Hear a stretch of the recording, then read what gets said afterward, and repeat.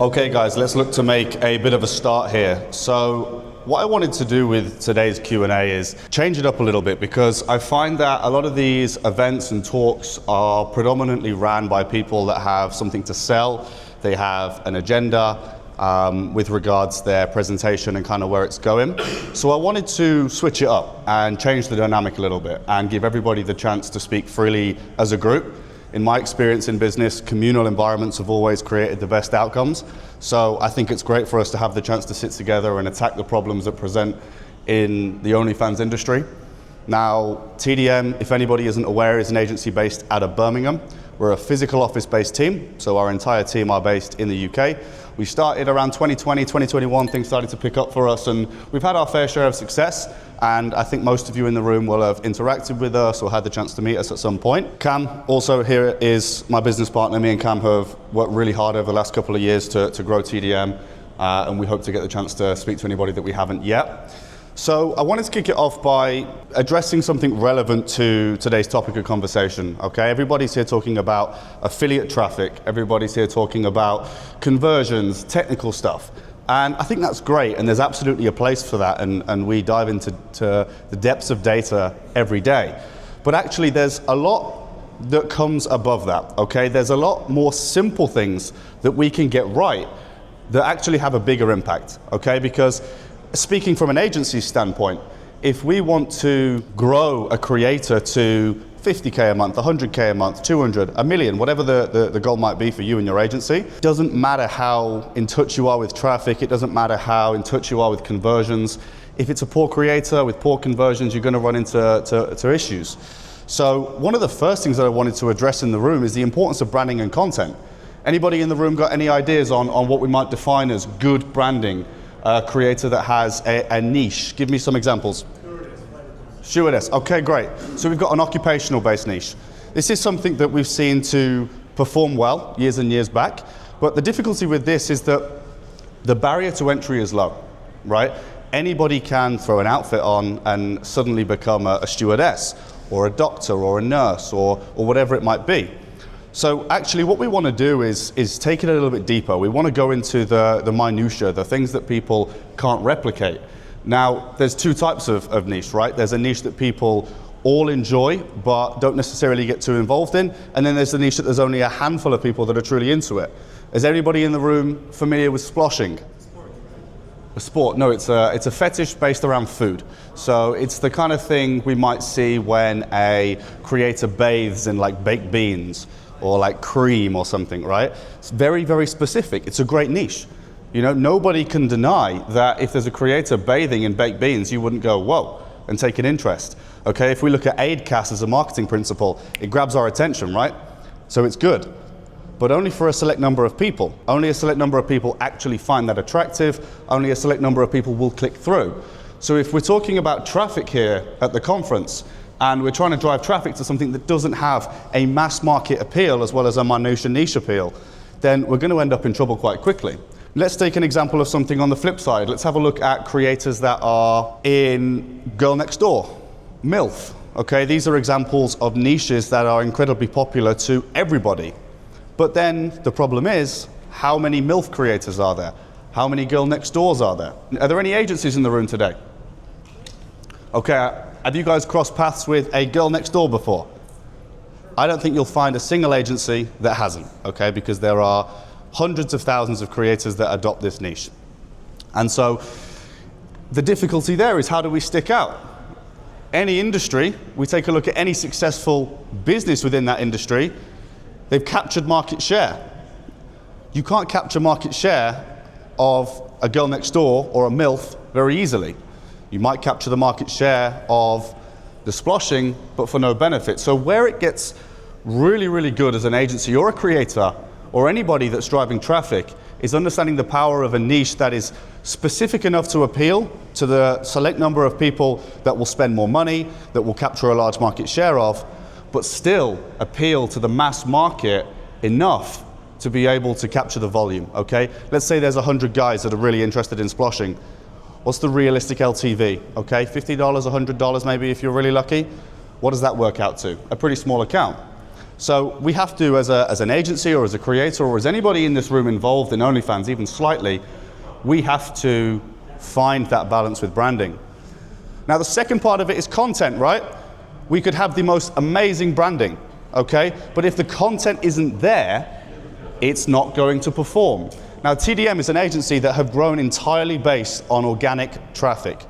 So whilst we're at a place here with all of the paid traffic and all the experts that are paving the way for paid traffic, actually we've been able to grow entirely through organic traffic, and we've got creators that we've grown over $1 million a month in revenue. So to be able to take creators to that size through organic traffic means we have to have a thing or two inside our heads about how to do so, right? I can wholeheartedly say that this comes down to branding and content exclusively, okay?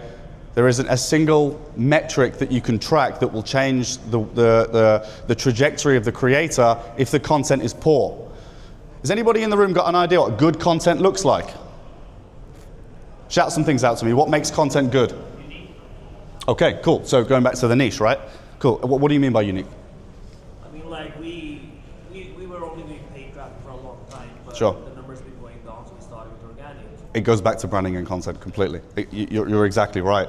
I mean, if we look at the paid media or media that costs to acquire traffic towards an OnlyFans page, and by cost I mean dollars, not time, it's been a linear decrease in revenue for most agencies and creators that have adopted those traffic strategies, right? Because the cost of acquisition is higher, the likely LTV is lower because they're familiar with the trick that you're pulling over them, right? On a dating app, if you're convincing the customers that there is a future with you as a creator or whatever it might be that you adopt as your strategy, there's only so many times they're going to get hit with that before eventually they start to think, I'm not as interested, I've seen this before, I'm not going to fall for it. So at the same time that our LTV is coming down, there's more and more people trying to do it, there's more and more platforms that are trying to prohibit us from doing it, so our cost of acquisition is climbing as well. In an environment where it costs you more to get a subscriber that spends less and with more problems, quickly you run into headaches, right? Whereas of course we have the compounding effect of building an asset in a profile on social media that compounds month on month. What experience have you had with the creator niches? Which have you tried? We mostly do girls next door. That's like the main one we have. Because the creators we have, they're not like famous girls, they are normal girls. So maybe you're not consciously picking them out, but you are finding the unique content within the niche, right? Good stuff. Are there any creators in the room today? I thought that was a hand. No. I was excited for a second. It would be a niche. Say again? It would be a niche. It would be a niche. Definitely. Okay, so who have we got in the room today? Have we got any traffic providers? Just the one. Agencies, I think there was about 8, 10, 12, maybe more. Okay. Platforms? A handful of platforms. Okay, cool. Good stuff. So every so often I'm going to touch on different topics today that I think are important and things that I've learned. Today it's a chance for me to try and express a bit of value that I've picked up on the way. I hope to share an experience. I'm not telling you what's right or wrong, I'm sharing my experience. You might find value in that, you might not.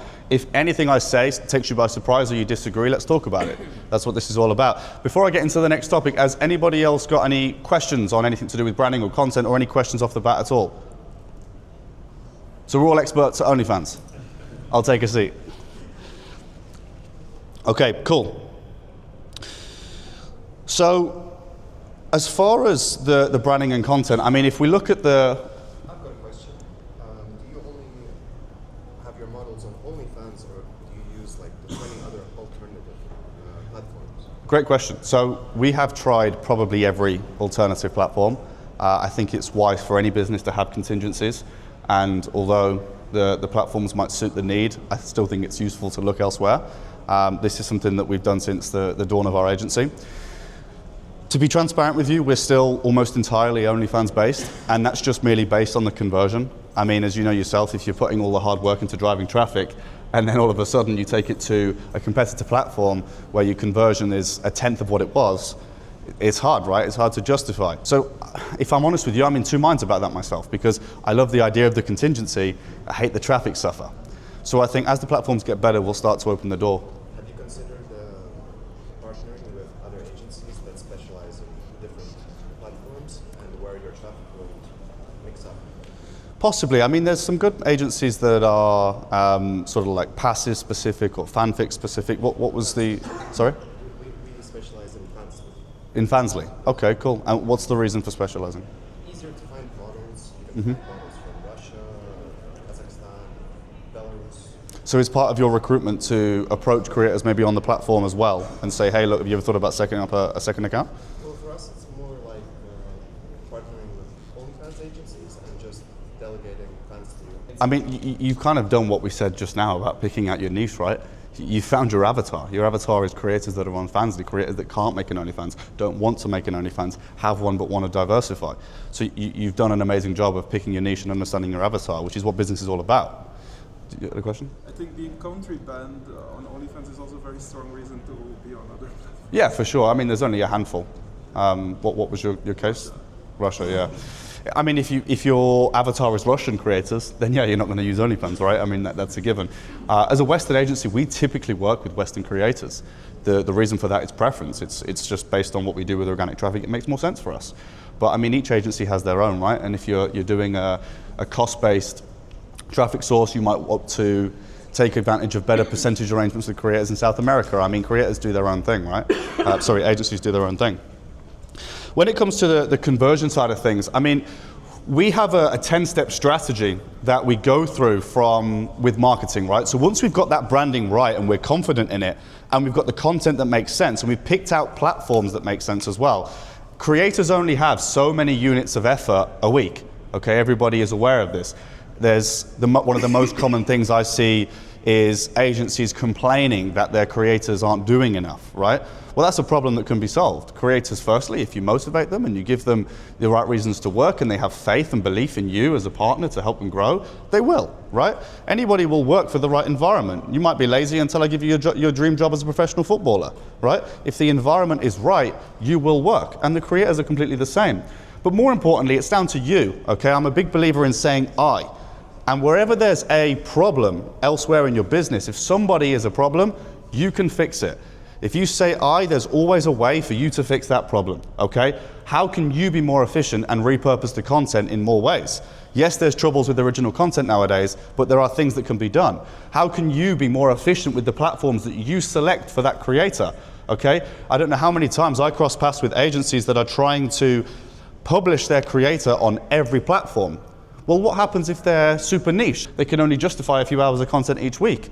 Okay, we'll be more selective. FetLife, Reddit, X. Let's not worry about TikTok. Let's not worry about these other platforms that don't make sense for the brand, right? If she's 6'2", head to toe in tattoos, and she's dominant, then we're going to have to take advantage of platforms that make sense for that. If she's 5 foot, cute, pink, gamer girl, then we might be looking at streaming. We might look at different traffic acquisition channels. So it's really important to understand that as an agency, or anybody working with a creator, or even a creator yourself, say I and look at your own schedule and work out where you can be more efficient. So once we've picked out the platform, we're shooting great content that makes sense for the platform, and we're efficient and we're in a good schedule, well, what then? Well, of course, we have to make sure that we're getting enough views, right? That's the next step, okay? Views by themselves are irrelevant, but they are the next step of that funnel. How do we capture views? Give me an idea, anybody in the room, of something that might get a lot of views on social media. What kind of content grabs attention? Yoga pants. Say again? Yoga pants. Yoga pants? Yes. Yeah, for sure. Anybody else got any idea? Opposites. Say again? Opposites. Opposites. Opposites. Tall, short. Ah, sure, for sure. Yeah, completely. Cosplay. Okay, cool, cool. Anything else? Now, are views all we need? Do views get us paid? A little bit on some platforms, but not really, right? Speaking strictly for OnlyFans, it's not going to get us paid, okay? So there's lots of justification for shooting for views, but it doesn't quite get us there. So if we're going to take to YouTube and we're going to do wet versus dry, or we're going to take to YouTube, we're going to do try-on hauls, or we're just going to do breastfeeding, or we're just going to do any of these sort of, I guess skits would be a description for them, then we are going to be shooting a lot of redundant content. We are going to be getting a lot of views and not a lot else. So we have to, again, relate that content that we're doing back to the brand and chase engagement, okay? Anybody in the room today got any idea on things that we can do to capture more engagement? I'm hoping that you guys shooting all this content and involved in this industry have got an idea how to engage an audience and adult. Anybody here? Say again? Reply to comments. Replying to comments. So like comment baiting for more engagement, right? Cool, okay. Controversial captions. Yeah, sure. If we're able to spark an emotion, okay, and take that attention and turn it into interest, okay, the second step of AidCast, then all of a sudden people aren't just looking at the content anymore, they're stopping when they're scrolling. Okay, there's plenty of examples of this. Has anybody seen the creator, who's a good one for attention and interest? Anybody seen the creator Jelly Bean? Put your hand up if you've seen this creator recently. A handful in the room. Okay, normal girl, visually, okay?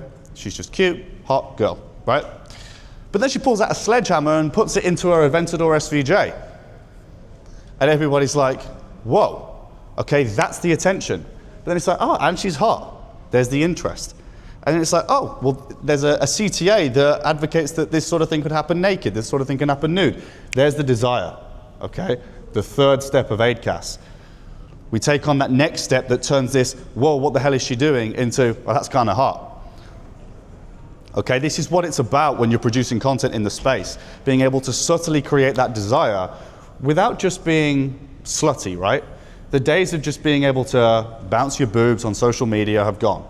Right, this was what worked in 2022. In 2025, this kind of content doesn't perform. This isn't the kind of thing that we can shoot without issues with the platform. This isn't the kind of thing that still stimulates the audience. Then we need to create some sort of conviction, okay? By conviction, I mean, oh shit, I need to get access to this page, okay? Now, you guys in here are going to be experts at this conference, I presume. Has anybody got any experience with conversions and how to optimize the number of people that would click through on a profile, click the action button? Who have we got in there? Anybody that's confident in their ability to convert traffic? Guys, you're at an affiliate conference. What's going on? When we get to a point of having somebody on the page, the amount of people that I see that pay no attention to profile conversion, they have no idea what percentage of revenue per visitor they have. They have no idea of which amount of people of those visitors will click anything. They don't even know how many people have an account. They've got no idea. Without this data, how do you plan to take people through the funnel? What's the point in getting people to the page if they aren't going to click on it? We're working super hard to get all the way to the OnlyFans page for nothing to happen. Okay, this is where profile pictures, bios, bundles, subscriptions, promotional campaigns all come into play. Put your hand up if you actively A/B test your profile consistently. No, OnlyFans. So you've worked really hard, you've took the audience over to the OnlyFans page, you've produced content that's interesting, they've clicked on your link, they've hit your OnlyFans page. How can you measure it? How do you measure profile conversion? Clicks to subs. So profile visitors to subs. So OnlyFans report profile visitors, right? OnlyFans also report number of new subs. So if we're actively tracking the amount of people that look at our page each day and the amount of people that are clicking subscribe each day, You measure like in a month, and then next month you change. Yeah. 7 days, really. It depends on the account size. I mean, if you have a page doing, with a couple hundred fans, a couple hundred new visitors a day, then yeah, you need longer because the sample size is what's important, right? But alternatively, if you've got a big page, a couple days in, the data is crystal clear. Crystal clear. So it depends on the page size. I appreciate your point about the sample size though. So what's alarming to me is that there are so many people in the room of whom I know are also successful that don't even understand profile conversion. Okay, a huge deal. It's like traffic chatting. Well, no, traffic conversion chatting, okay? This thing in the middle exists. We look at conversion in every other industry. Why don't we care about it in OnlyFans? Okay, so we can actively A/B test the smallest of details. Obviously, with a split test, we need to only measure one metric at a time. So we might just change the cover photo, or the profile photo, or the bio, or the CTA on the promotional campaign, the number of bundles. Okay, do we believe in the principle of minimum differentiation? Do we want 3? Or do we like Hick's law and we just want 1? Okay, these are the kind of things that we can look at. And I think it's crazy that we haven't, as a team in this room, figured that out yet. It's a good question because it does create a problem because the free trials are a fucking nightmare for this. Paid and free doesn't matter. It works for both. It's just the metrics vary. The same way with LTV, right? Tracking paid LTV and free LTV is easy. With a free trial, it's tough. If you have, for example, some some agencies, they switch agency to free page, but they use free trial links Yeah. to increase the conversion. You're absolutely on the right lines. So the thing is, right, with a profile, you can do whatever you want. We've taken, I'll give you some context. I mean, we've A/B tested for ages. I can give you loads of context. I mean, some creators, some of our best case studies with this sort of stuff are like a 0.3 conversion to a 1.3, for example. That's realistic. Is that from tracking link itself, or OnlyFans provide it. Head into statistics. it's in the Yeah. tracking link statistics? Or No, it's nothing to just. No, it's nothing to do with the tracking link, guys. We're not interested in traffic here. We're not interested in traffic here. This is profile conversion. It's really as simple as. So you mentioned about chatting. Chatting has nothing to do with it because we're only measuring number of people who look at the page, number of people who click sub. Anything that happens prior to them getting to OnlyFans is down to traffic. Anything that happens after them clicking sub is down to chat. We're just measuring this individual metric. Does that make sense? Anybody not get that? What about the name of the model? Have you tried to change the name? Yes. Honestly, I think we have, what we have 20 metrics maybe, I think we typically A/B test. There's loads of things that you can try. You even mentioned like a free trial. That's absolutely a possible as well. Because again, we're looking at the amount of people that subscribe based on the number of people that view the page. So what you would look at there is instead of number of subs, we'd actually measure revenue per visitor at that point. Because if we decided that we want to go free to increase the number of people on the page, well, our LTV will decrease. But we're hoping that the volume will bring up the total revenue per visitor. Curious as well, what actually you change on the profile? Yeah, honestly, there's no formula. I'd be lying if I said I have a formula for this, because What's the best change? there's profile picture, there's cover photo, there's bio, there's the name as you mentioned, there's whether or not you're available or not, there's the location, there's social buttons versus no social buttons, wish list versus no wish list, bundles, bundle copy, promotional campaign, the amount of discount and the copy used again. The bio is probably the biggest one because you can get really into it. Okay, it's not just a case of change it, yes, no, off, on. There's the copy within that, there's infinite number of things that you can change. So again, we find that we have some creators that are very transactional. Okay, it's evidently a transaction. There's not much in the way of a relationship that the audience are looking for. And so it's all about the offer, okay? We want to give them their dream outcome. We want to make them feel like there's a high likelihood of achievement so they can actually get the outcome. There's very little time to wait until they get it, and they don't have to sacrifice much at all, okay? So we're adding the most value. So in that case, it's more about the offer. It's like, hey, you get all of this for just this, okay? So we're putting an offer forward. Whereas in pages like yourself, Girl Next Door, bit weird if there's a transactional offer. Bit weird if it's like, hey, you know, you get all this stuff on my page that I'm just doing for fun. It's like, if it's fun, you wouldn't do that, right? So it's about the authenticity again. So if we believe that the page is adopting traffic that want a relationship, then we must continue that into the way that we run the page. So the buyer must be authentic. Hey, it's just me, I don't do much on here. You know, I'll get back to you if I can, or sort of whatever, right? You can make it up.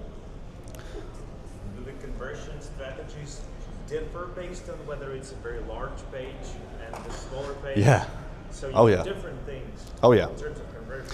Yeah, for sure. There's almost a linear improvement in conversion for the smaller the page it is. So we've got some pages that do maybe like 2 million profile visitors a month. If we get past 0.5, we're gassed. Whereas we've got others that sit at 3% conversion, but the page isn't really anything to write home about in terms of the size. So yeah, you're absolutely right. And we haven't ourselves figured out why that is. I guess it's just a volume thing. Free trials are a nightmare for data points. If anybody in this room has a solution for that, please come to me, because as far as tracking LTV, as far as tracking page conversion, free trials really mess it up. Again, for free pages it's easy, for paid pages it's easy, but when you've got that trial on, it is tough. I'm not going to pretend I've got the answers for you with that because I still don't have them myself. It's one of the few things that bugs me day to day. It's interesting actually because I wasn't going to talk much about profile conversion because I presumed that the room would be very in tune with that given the audience. But on that note, I mean, how do people in the room, I'd love for someone to volunteer their SOP, how do people move traffic from their social platforms to OnlyFans? Do people use bio links? What do we use? All my links, interesting, okay. All my links as well. One of the biggest parts of conversion is eliminating the steps. Okay, is everybody familiar with Hick's law? Simplicity drives action, right? Do we all agree? Simplicity drives action? So why aren't we making it more simple? Why are we adding with All my links, I mean, the worst one for me is something like Linktree. Okay, you're prompted with a date of birth, and then you're prompted with, will you let me take you out of the browser? And then you go to an Instagram browser where you're then not logged in, no cookies, you've got to verify your age, potentially your face on OnlyFans, you've got to log in with email, with passwords. Like, how many steps before our little friends come all the way down? The conversion's going to suffer massively. So we ideally want to find a cloaked deep link, one that is able to eliminate crawlers potentially taking us down for NSFW content on social platforms, all right? So something like get all my links might be a slightly better alternative to all my links, yeah? Okay, cool. What other questions have we got in the room today? Is everybody in the room today growing at an exponential rate that you can't keep up with? Okay, so there are going to be some roadblocks, bottlenecks. Okay, now I've not got anything to sell you. I'm not here to pitch something. I'm here to have a team discussion. So if there are things that are in the way for your growth, what are they? Share them with the room. For Instagram, do you copy viral reels, or are you coming up with own ideas? A mixture. There's a place for it, 100%. I'm not pretending we don't do trends. Of course we do. But there's a way that you can do them in line, okay? So if by copying viral stuff, do you mean like sounds, hooks? Like copy pasting, like Oh, the entire, just copying. We don't tend to really just copy content, unless we're like desperate for some views, but very rarely. I mean, we'll copy hooks, we'll copy sounds, we'll copy ideas, but we'll make them our own, all right? And align them back to the branding. Give me an example of like a viral reel, if one comes to mind. Anything come to mind?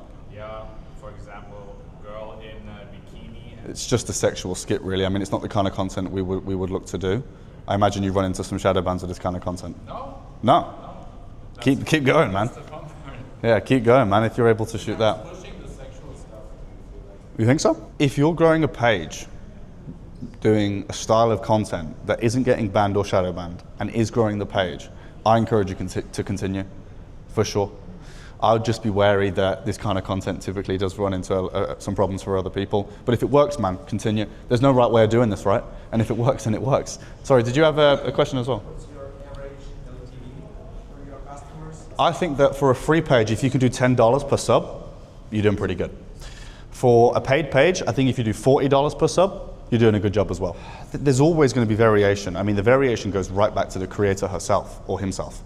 Okay, it's sometimes traffic acquisition channel to the side, creator herself will massively impact that. I mean, we've got some creators that are super niched, very pretty, huge penis, okay? And in the event that you've got a creator that is so blindingly well branded, but also happens to be attractive to a lot of people, the conversion, it's like a unicorn. It's gonna convert on every platform every day. Measuring LTV is great, and I'm to be honest, glad that you are. But there are more efficient metrics that we can use, okay? Revenue per visitor is my go-to for this. Again, like, it depends on the way that you're bringing traffic in, because that will fluctuate it for sure. But I mean, a couple of dollars and you're doing a good job. Yeah, $2 or $3, you're doing awesome, yeah. There was quite a few questions, guys. I mean, I saw hands here. You're speaking about viral videos. We are in dating. We just came here out of interest. Yeah, sure. So, what is your most successful viral video campaign? 110 million views, Really? maybe, on an Instagram What was reel. it? What was it? That was a super tall creator doing content in a short doorway. So like stepping in and then being really tall, yeah. Sorry, you had a question first. I want to make sure I go to everybody. How do you make your creators stand out? They will tell you. The thing I don't advise is forcing it, right? The amount of agencies that I've seen try and like mandate an occupational niche, like we mentioned before, like, hey, from now on, you're a dentist. So what if she doesn't want to be a dentist, man? Like, why does she have to be a dentist, right? They will tell you they have passion, they have interest, they have hobbies. And if you ask them, what do you do for fun? Like, look, let's pretend you're not working today. What would you do for fun? What's fun for you, Kate? What do you do? And she'll tell you, oh, well, I go to the gym, or I actually have a Nintendo that I play, or like, she'll tell you, right? Or I love to go hiking. Okay, cool. Can she hike? Can she do long form videos? Can she do YouTube? Can she do OFTV?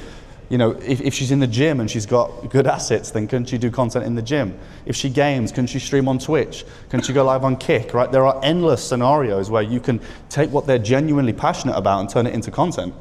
I can't fathom why you would mandate a branding for a creator. Why must they do what you say? One, it's way better from a legal standpoint, okay? Because I don't like the idea of telling a creator what to do you?